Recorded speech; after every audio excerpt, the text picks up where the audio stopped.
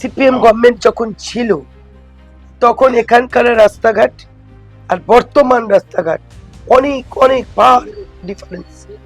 আমাদের এই মুহূর্তে 150 কোটি টাকার কাজ চলছে। আমরা ইলেকশনের জন্য করি না, আমরা মানুষের পাশে থাকি। ছাত্র, যুব, মহিলা, শ্রমিক, খেটে খাওয়া দিন মজুর, সমস্ত মানুষের পাশে আমরা থাকি।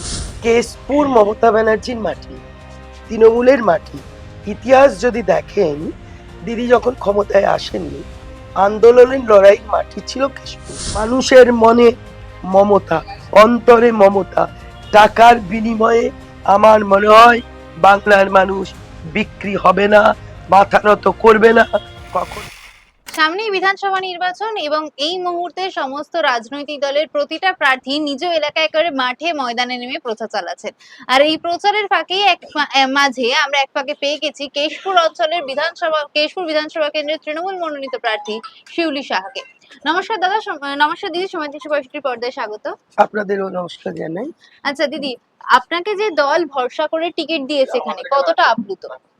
না, নিশ্চিতভাবে দল আমাকে বারবার, এবারে আমার দাঁড়ানো হবে 6বার, 4বারের বিধায়ক হব।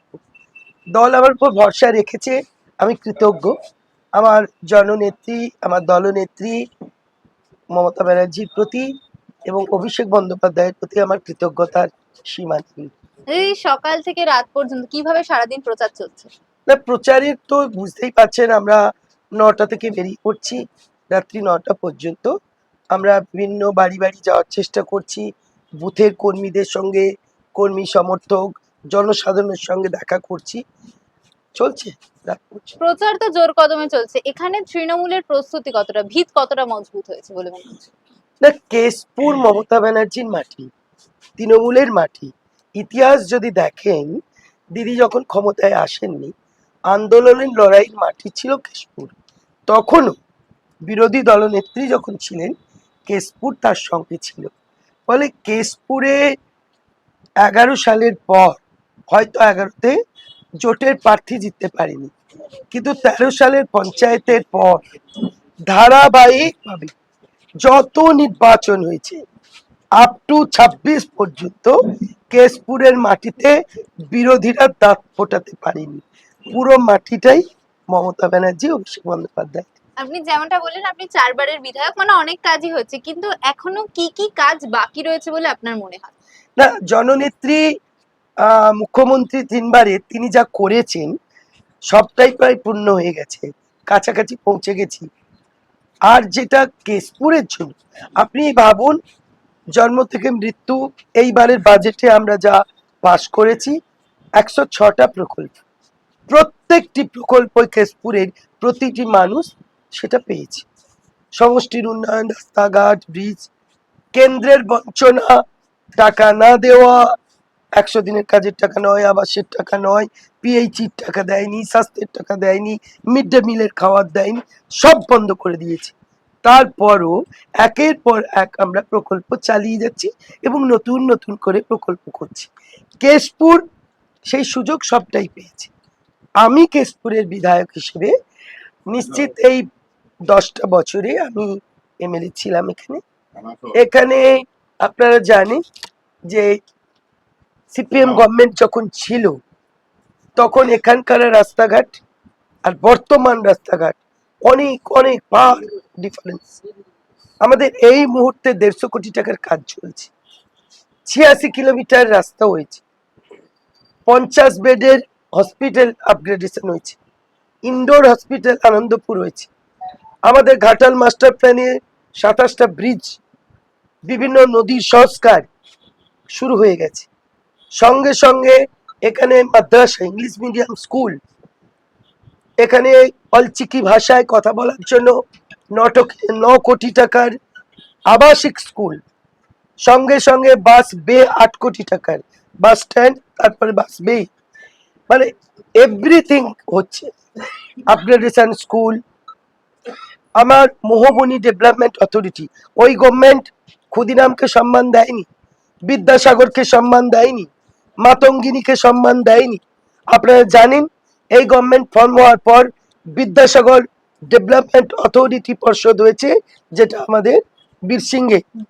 ঠিক তেমনি করে ক্ষুদিরামের জন্মস্থান মোহবনী, সেটাকেও ডেভেলপমেন্ট অথরিটির আওতায় আনা হয়েছে। প্রায় 30 কোটি টাকার কাজ চলছে। কেশপুর সমস্ত উন্নয়নের জায়গায় কর্মযজ্ঞ চলছে।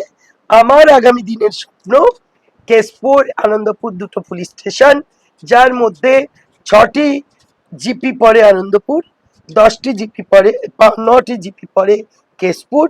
এই দুটি ব্লকের ভাগ, একটার সঙ্গে একটা ডিফারেন্স 40 কিলোমিটার ব্লকে পৌঁছতে হলে, দুটো ভাগ অথবা আনন্দপুরকে মিউনিসিপ্যালিটি করা, এটা হলেই ডেভেলপমেন্ট অনেকটা পৌঁছে যাবে এবং পরিষেবাটাও আমরা আরো কুইক দিতে পারবো।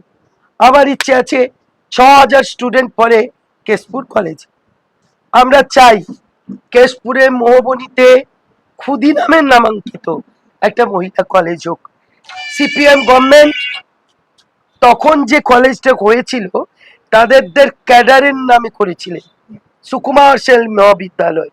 আমরা করতে চাই এই ক্ষুদিরামের জন্মস্থান মোহবনী, যেখানে ক্ষুদিরামের নামেই হোক। আমি কলেজ করতে চাই।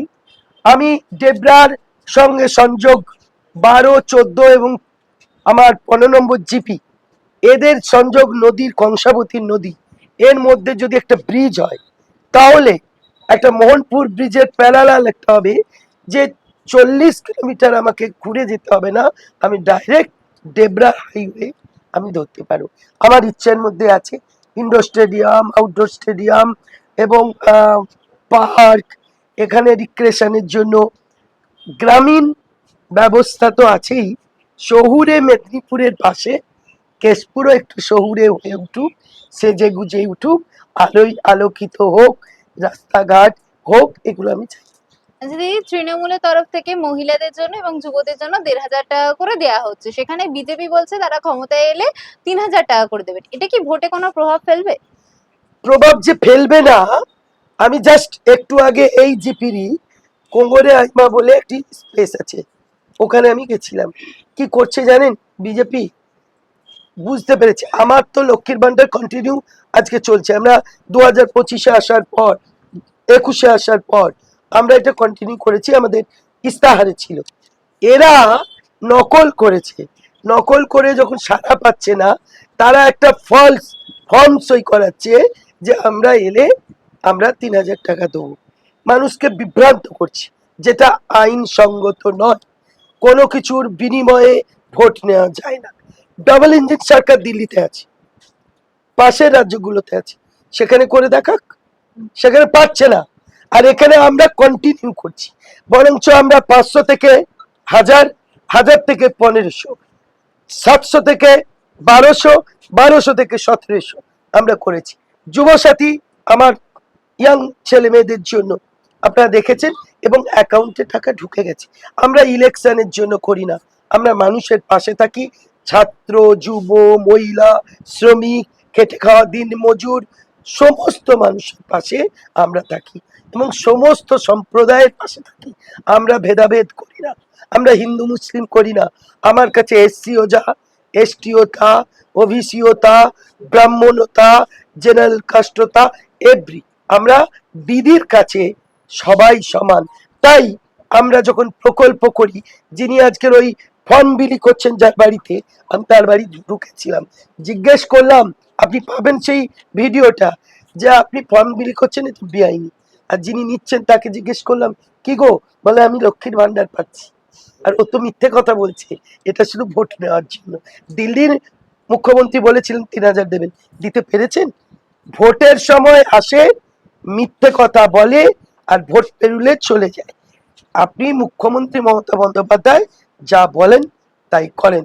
তাই বাংলার মানুষ 3বার মুখ্যমন্ত্রী করেছে, 26-এ 4র্থবার মুখ্যমন্ত্রীর নাম মমতা ব্যানার্জি দেওয়ালে লিখে গেছে। আচ্ছা, টাকার বিনিময়ে দলকে বিক্রি না হয়ে যাওয়ার বার্তা দিয়েছেন, ইনি কি বলবেন? দেখুন, দিদির বার্তাটা আমাদের শিরোধার্য, আমরাও সেই বার্তা দিচ্ছি। প্রলোভনে পা দেবেন না, টাকাটা ট্যাক্সের টাকা, দিতে এলে নিয়ে নিন আর জোড়া ফুলে ছাপ দিন।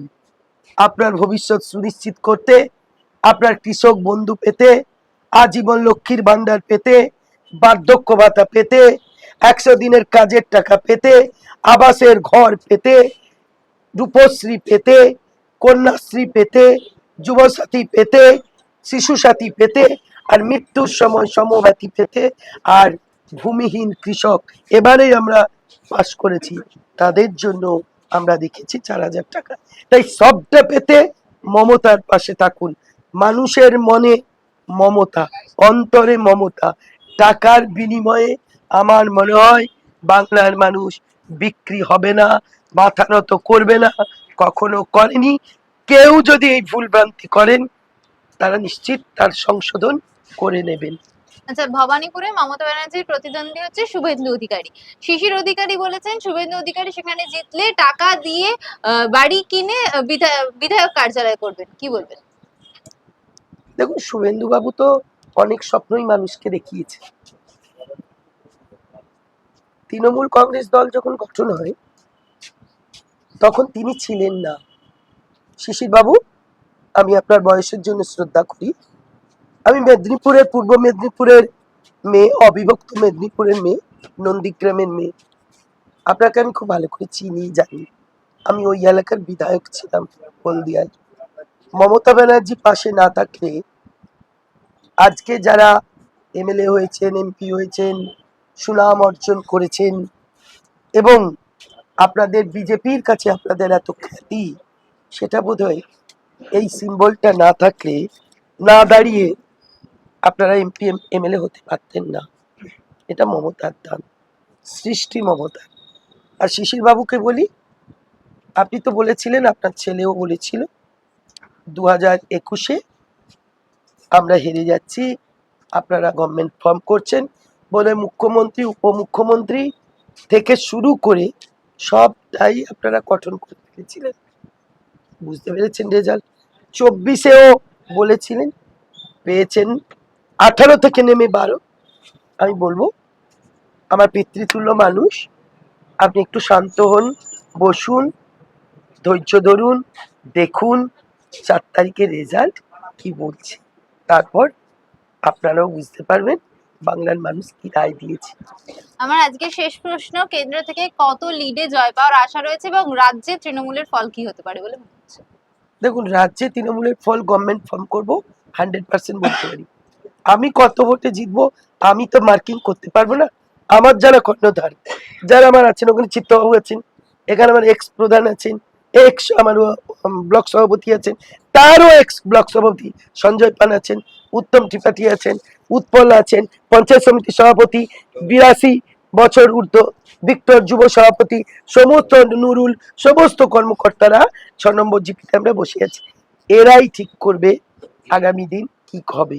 আমি 10-এর 10 নিজেকে দেবো না, 100-এর 100 আমি দেবো না, আম জনতা দেবে। আমি বিশ্বাস করি আম জনতা, ঘাসফুল, তৃণমূল, মমতা, অভিষেকের পাশে আছে। তাই আমার জয় তারাই ঘটাবে। অসংখ্য ধন্যবাদ। আপনারা শুনলেন কেশপুর বিধানসভা কেন্দ্রের তৃণমূল মনোনীত প্রার্থী শিউলি সাহার কথা। তার কথায় কিন্তু এবার যেমন চতুর্থবারের জন্য মুখ্যমন্ত্রী হবেন মমতা বন্দ্যোপাধ্যায়, সেরকমই তার আশা এবার যেন কেশপুর একটু শহুরে কেশপুর হয়। এরকমই আরো নিউজের জন্য চোখ রাখুন সময় 365 পর্দায়। ক্যামেরায় অনুপমের সঙ্গে ঈশা ভক্তের রিপোর্ট, সময় 365 কেশপুর।